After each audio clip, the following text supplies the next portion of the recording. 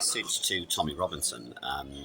Wendell, you talk to Tommy Robinson. I mean, I know that some of the people who view my channel talk to Tommy Robinson, so could they at least get him to view this and accept my invitation to go and have a cup of tea sometime, maybe with or without Candy with Lubna and Bob present? That would be quite a nice dinner time conversation. I saw you get put down in October. I went to court. I was bored one day. Now, not many people, when they're bored at 5 o'clock in the morning, get on the train, go to Woolwich. I saw you get sent down. I saw how well behaved you were. I saw how well your people up in the gallery were. And I did think at one point, shall I just chip off? Because they were only letting a certain number in. But I wanted to see what was going on. I'm a journalist myself. And, like I say, I don't have any other complaints. But when I went out and saw Nick Tanconi, I gave him some. Now, I've heard rumours that you're looking to Bob the Builder for advice. Now, for clarity, that's not Bob the Builder, the cartoon character. That's a guy of Speaker's Corner who markets himself as Bob from Speaker's Corner. He's a false teacher. You also platformed someone called Nick Tanconi. You've also platformed Maya Tosi, who will get mentioned in this video. Now, you've got a big responsibility on your shoulders, Tommy, because you're going to have a rally you're trying to say you're going to get 1 million people. I doubt that. It's really your business. You chose to go to jail. You admitted that at the rally. You said, I've come back, I'm going to go to jail. So you knew what you were doing. You've also gone from 200,000 to 2 million hits on X. Well done. I support Musk. I support your right to free speech, but I neither endorse or oppose you. But I do oppose Bob and Tanconi, and I'm going to tell you why, and why I think having a small conversation might not be such a bad idea, because I can see where you're coming from. You've seen your town go to custard and you wanted to do something about it. You became famous. You used an alias. And in my opinion, you've got these kind of people chanting your name. It does the ego quite a bit of good. You probably, to get away from it all, you're probably like sunning yourself in the south of Spain or something. And again, you've got the Daily Mail doesn't like you, but that's not the end of the world. So, yeah, why I'm so hostile to Bob is number one, he's preaching a false gospel. That's number one. Number two is that the liberals he despises, I share Bob's analysis on how liberal society is and how liberal the so-called church is. That's what makes me even more antagonistic towards Bob, because he's almost there. He just needs to get the bit about turning the other cheek and shit and stuff like that. It really is the bit Peter had a bit of a problem with, because, Peter cuts off the servant's ear. Jesus said, put it back in its scabbard, dude, and then healed the ear. That should sort of give you a pretty strong message that muscular Christianity is not quite there in the Bible. But politically, Bob is also a liability, because these kind of Guardian reading, cafe latte sipping folk who are going to come, well, why are there all these bombings and stabbings and, oh dear, but I'm sure the government will sort it out. Those kind of idiots who watch the BBC, ITV and all this kind of stuff. You need to reach out to those people. And as soon as they see someone like Bob, they're just going to run. As soon as they see me, they're probably going to run. And of course, your brand name is a little bit sort of, could be better, could be worse. Anyway. But then we've got Tanconi. I actually think he's in the pay of the government. He's so ridiculous. It's 40-60. 60% I think he's just basically so angry. He's just thought, well, I'll dress up in black. I'll behave like a fascist, look like a fascist, talk like a fascist, which is why the socialist workers are coming out and going, well, you're a fascist. Well, of course, I've gone to his face and called him a fascist because he's behaving like a fascist. Now, in the case of the fascism of Bob and Tanconi, it's because they've deviated from racial socialism, and now they're going for cultural socialism, because, of course, the pair of them talk like socialists. You talk like a socialist, Tommy, half the time.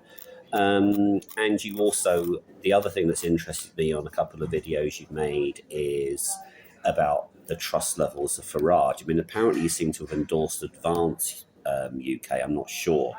But the issue is please, please, please, and please do not ever endorse Tenconi. And please don't put him on stage. If you put him on stage, yes, the guys who are attending your rallies will go, roll. No, okay, fair enough. But ever halt of talking to the converted. I mean, if it was a choice between Tenconi and Keir Starmer for Prime Minister, I'd leave the country. Do you know what I mean? I'm serious. It's like, too bad, don't make a right.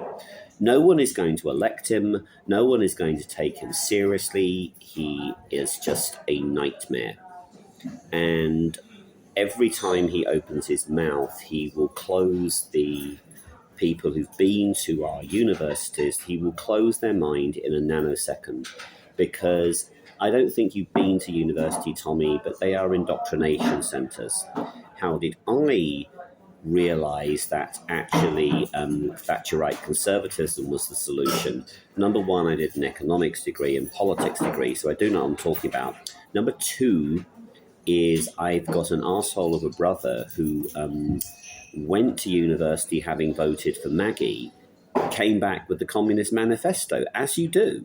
And that was after a term. So then you've got Candid with Lubna. Now she's in huge trouble. That's so sad. She's from your hometown. She's tried to call out who she calls the bad eggs, but the trouble with Candid with Lubna, in my opinion, is that she's so PC and she wants to look after Jamesy. Well, you know, I'm quite responsible for James at the moment. I'm like, you know, there's only one person that's going to look after me, and that's me. And that's very North American psychology. So Candid is probably someone you should consider letting speaking at your carefully selected rally. But if she does, then you need to put her under armed guard, because clearly you're not. I don't think you're a racist, Tommy. I don't think you are. I've not seen any evidence of that. I don't think you're a fascist, but you're going that way, matey. You're going that way if you listen to either Bob or Tenconi, which is why I'm proposing a dinner with you, me, Bob, Tenconi, Doctor Who, and maybe someone else. Now, Doctor Who, that's not his name. I've forgotten his name. I think his name's Graham, but I don't think it is. He goes to Speaker's Corner, lovely guy, very polite. He told me off once for my swearing, and I pulled my head in and I felt convicted in the spirit. So I sort of sorted that one out. I mean, when I'm stressed, you know.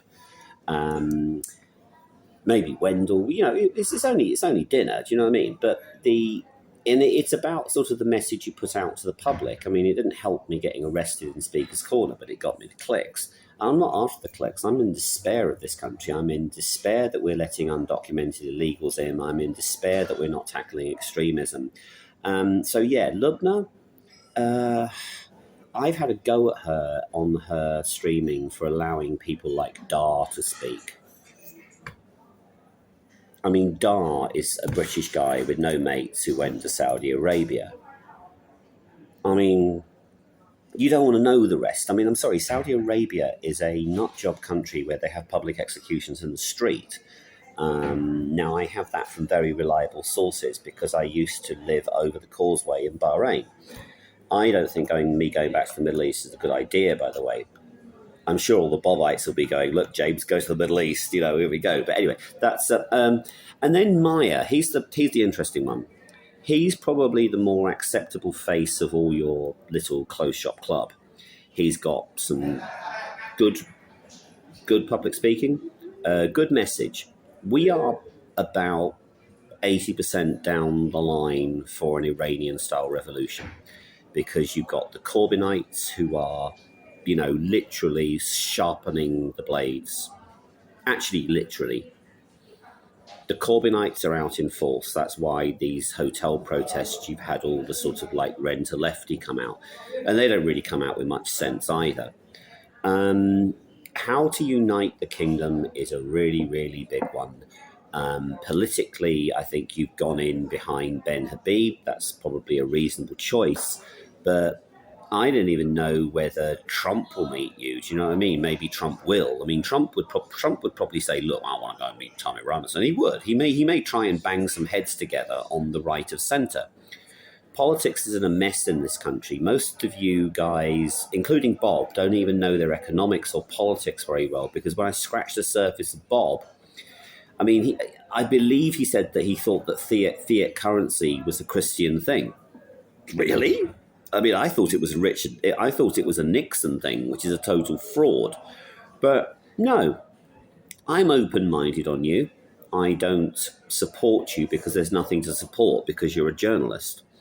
What's in your film is highly alarming. You have exposed the grooming gangs, which is really good. And the fact of the matter is that you have got a Doctor Who goes to Speaker's Corner. That's not his name. That's my nickname for him. He's on video saying, he knew I was filming, saying you're a national hero. So do with this what you do. I strongly advise you not to endorse or even give a platform to Bob or Tenconi, and I'm prepared to tell you why. I'm prepared to answer questions. The gospel is something which everyone needs, including you, Tommy.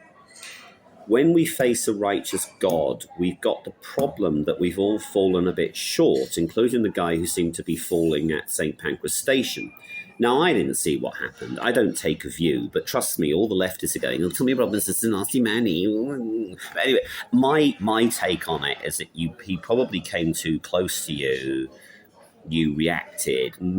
Good luck in court. I hope, I didn't see it. I'm not doing an Arsene Wenger there either. It's just the way it is. If I were you, I would be careful what you do at public stations. Like I am, I got arrested for that. But yeah, if you listen to this, I strongly advise you talk to my so-called sectarian friend. He's not a sectarian. He's a good Christian man. You are platforming people who are a danger to the. They're a danger to the faith. They're a danger to our politics, because what we need is a sensible right-wing conservative in power, and we haven't had one of those since Margaret Thatcher. Now, reflect very carefully on how you're going to run your rally. I don't think you're going to have the masses of people you think, because the masses of people I'm looking out here in Windsor, well, okay, most of them are tourists, but the rest of them are more bothered about what's on Britain's Got Talent or Strictly and stuff like that. People are naively walking into this situation, and I think that you've got a big burden of responsibility. Please use it wisely. Do not platform Tenconi or Bob.